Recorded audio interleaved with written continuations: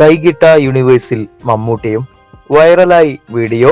കൈ കൊടുക്കാൻ കൈനീട്ടി അബദ്ധം പറ്റി എയറിലായ ബേസിൽ ജോസഫിനും സുരാജ് വെഞ്ഞാറമൂടിനും പിന്നാലെ മെഗാസ്റ്റാർ മമ്മൂട്ടിയുടെ വീഡിയോയും വൈറലാകുന്നു. തന്റെ നേരെ കൈനീട്ടി നിൽക്കുന്ന മമ്മൂട്ടിയെ ശ്രദ്ധിക്കാതെ തൊട്ടടുത്തു നിന്നയാൾക്ക് കൈ കൊടുക്കുന്ന കുട്ടിയെയാണ് വീഡിയോയിൽ കാണാനാകുന്നത്.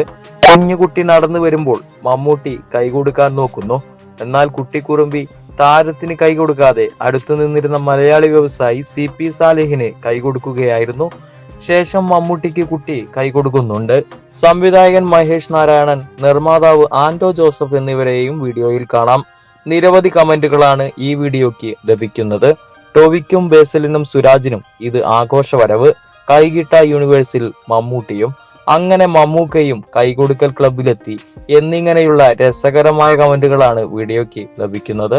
സൂപ്പർ ലീഗ് കേരള ഫുട്ബോൾ മത്സരത്തിന്റെ സമ്മാനദാന ചടങ്ങിനിടെയാണ് ബേസിലിന് അബദ്ധം പറ്റുന്നത്. സമ്മാനദാന ചടങ്ങിനിടെ ബേസിൽ ഒരു കളിക്കാരന് നേരെ കൈ കൊടുക്കാൻ കൈനീട്ടി.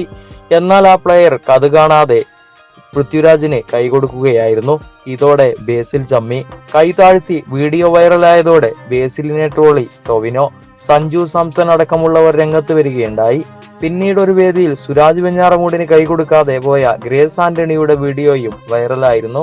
വീഡിയോ വൈറലായതോടെ ഞാൻ മാത്രമല്ല ടൊവിയുമുണ്ട് എന്ന കമന്റുമായി സുരാജ് എത്തി. ബേസിൽ സംഭവത്തിന് ശേഷം ഞാൻ ആർക്കും കൈ കൊടുക്കാറേയില്ല എന്നായിരുന്നു ടൊവിനോയുടെ മറുപടി. നടി രമ്യ നമ്പീശനും ഇത്തരത്തിലൊരു അബദ്ധം സംഭവിച്ചിരുന്നു.